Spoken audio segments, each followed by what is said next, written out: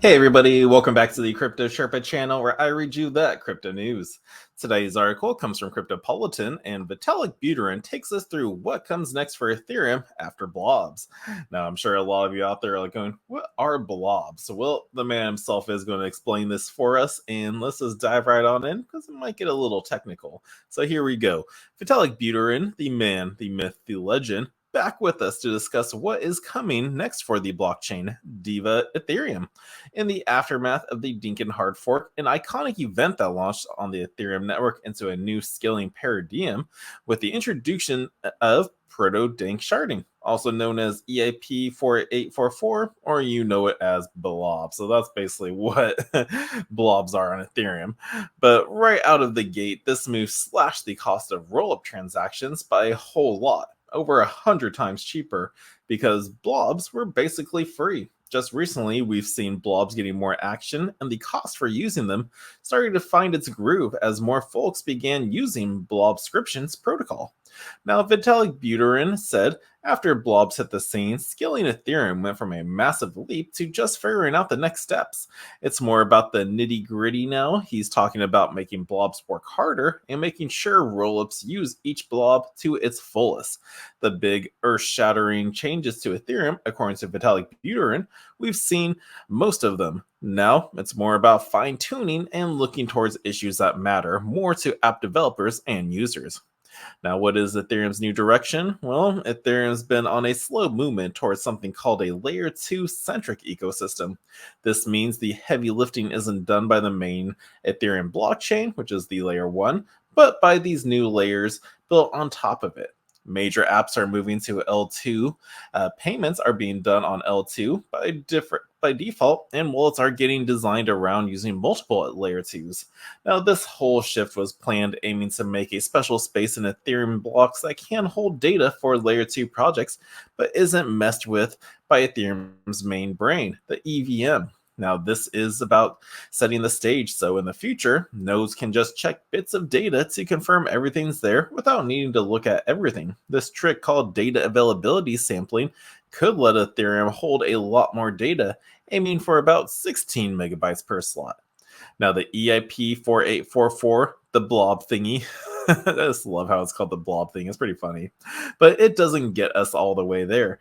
But it does set up for the basics. The real game changer is the data availability. Sampling can be added later without everyone having to redo their homework. The only big change needed down the line is a tweak in the settings.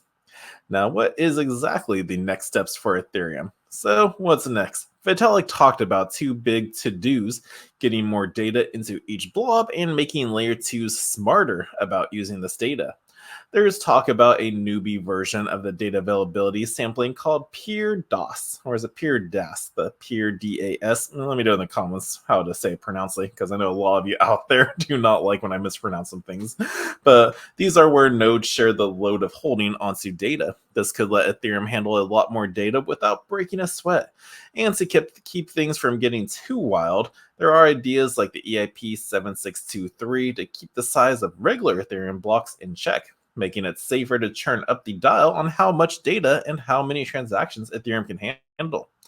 Now, layer 2 improvements are also on the menu, Vitalik said. There's a bunch of ways layer 2s can get better. Like 1, squishing data, making transactions take up less space. Smart security, figuring out what ways to keep layer 2 safe without always running to layer 1s for help. 3, better inside working, making rollups and other layer 2s work more smoothly and handle more transactions without getting clogged up. And 4, up the security game, making sure rollups are as secure as they promise, moving from trust to proof. Now, Vitalik told us we're now past the big, crazy changes of Ethereum. Now, so don't expect any more big stuff to happen. But the next steps are just about more refining what's already been built. So, yeah, it's just a repeat of what they said. But yeah, they're just trying to refine it, make it the best. They already built it. So it's like, let's just fine tune it out to make it even more awesome. But he's also thinking a lot about what all this means for the people making apps and using Ethereum. With lower fees thanks to blobs, the doors open for apps that were too costly before. But there's a warning too. He says we're not totally out of the woods yet. Fees could go up if things get too busy, so there's more work to do. So that's still kind of a scary thing. So if it gets too clogged up, high Ethereum gas fees, and there they go again. but it is go time for developers. Vitalik explained that developers now have the tools they need to make things a little bit more secure. They're user friendly and ready for big time. He's seeing signs that people are stepping up, like the Dymo wallet, trying to be like Venmo, but on Ethereum, and Farcaster, aiming to make decentralized social networking actually nice to use. Vitalik's point is clear though. Ethereum's ready for the next wave of apps, and it's on developers to make it happen.